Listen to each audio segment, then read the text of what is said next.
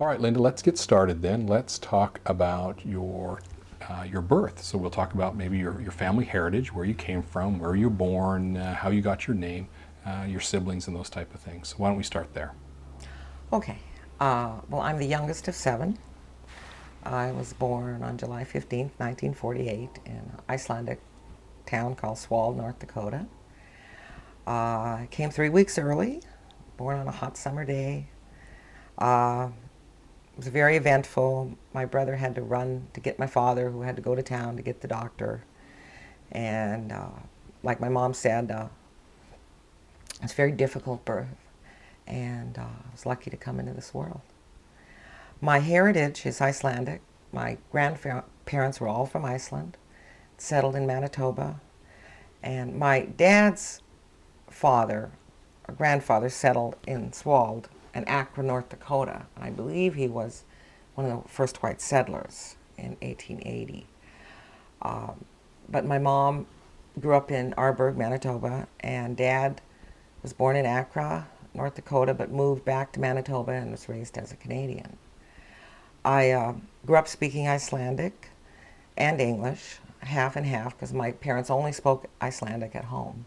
So when I started school, it was about a 50-50, and my teacher was also Icelandic, so she taught me the rest of the English words.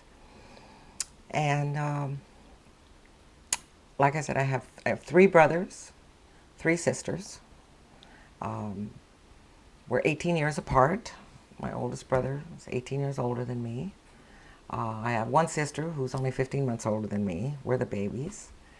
Um, my sisters are 10 and 13 years older than me. So when my sister Margie was born, my sister Lois would take care of her.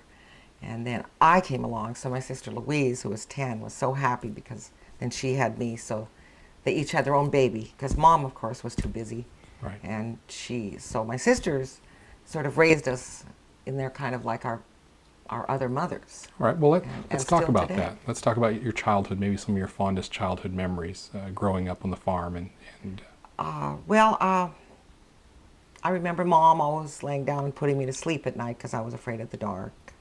And that was a good memory that mom was always there. Uh, Dad, I was kind of daddy's little girl, being the baby. And he would bounce me on his knee and he'd tickle me with his whiskers because he'd only shave on Saturdays.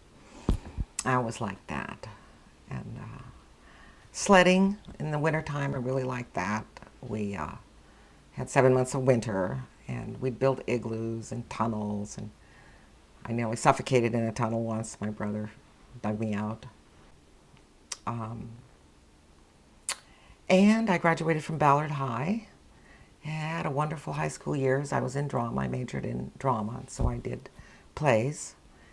And I was Seaver Skipper Girl one year. Um,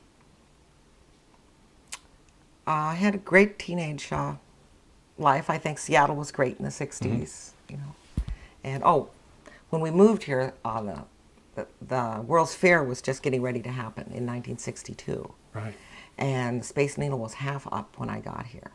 But I was really lucky. We didn't have a lot of money, but my girlfriend, my best friend, was from Denmark, and her cousin was here from Copenhagen and worked in the Danish pavilion. So I got to go with her every day for 5 or 6 days, and I got to spend every day going over all of the exhibits at the fair. And I'd only been in Seattle for 4 months then. So I always said I likened it from going from the Stone Age into the Space Age because Seattle was the Space Age city. So it was a very exciting time in my life. Well, Linda, why don't you tell me some stories about your father? Well, my father was born in 1900, and so he was 48 when I was born, and he was truly a pioneer.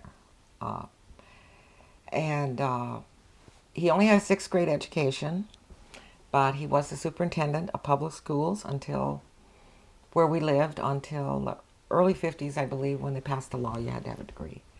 He was also the unofficial veterinarian in the county. He was a finished carpenter and built homes. And the greatest joy that I got, he played a fiddle. And his grandfather had brought a Stradivarius over from Iceland, which my big brother Fred jumped up and down on when he was 2, so we had to replace them. All right, Linda, let's talk about your careers that you've chosen throughout your life. Want to tell me some of the things that you've done as far as work and occupation? Well, I had wanted to be an actress and a singer, and growing up, I did a lot of acting and singing. But I was married in 1970 and had 2 children, and my youngest son had cerebral palsy. So my career basically over the next 17 years was taking care of my son, and he passed away in '89. So as far as my career with acting and singing and, that I had wanted to do is something that I didn't get to pursue. But those were the hardest years. I learned a lot about therapy. I learned a lot about life. My son took complete care. And so it was a very hard part of my life. It was a very joyful part, very painful. And so I spent 17 years raising my sons. My first son is married and has 5 children now. And so I'm very blessed to have 5 grandchildren. Where do they live? His oldest son lives in California from his first marriage, and he's the one I just went down to see. I've also raised him quite a bit. My son was married very young the first time, and so my grandson Jareth, I cared for him a lot, and he was a real blessing because he came shortly after. Just a few years after my son passed away, Jareth came into my life, and so I've taken care of him over the years. I had him one time for a full year. As I had an opportunity to do when I was 28, I did return to college and studied modern dance and drama. And I did children's theater and did a play. Was able to perform for my son's school.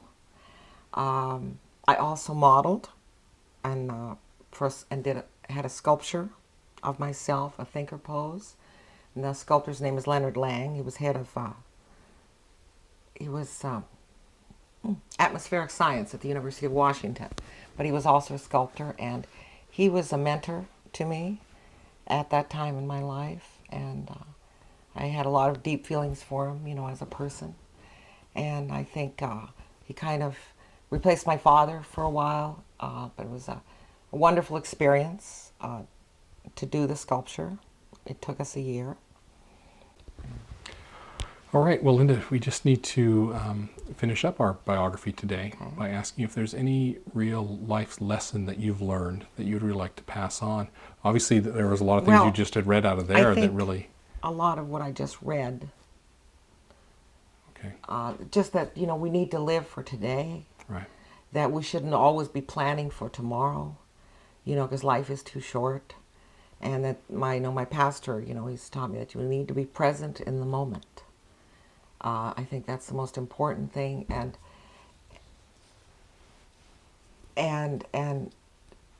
to love, that God is love. Loving is the most important thing. That we shouldn't be constantly trying to get material things. That will come with success.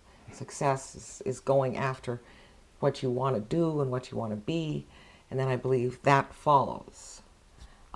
We shouldn't be obsessed with materialism. And I think the older people I think they get more in touch with their spirituality. And that I think love is the most important thing. Well, that sounds great.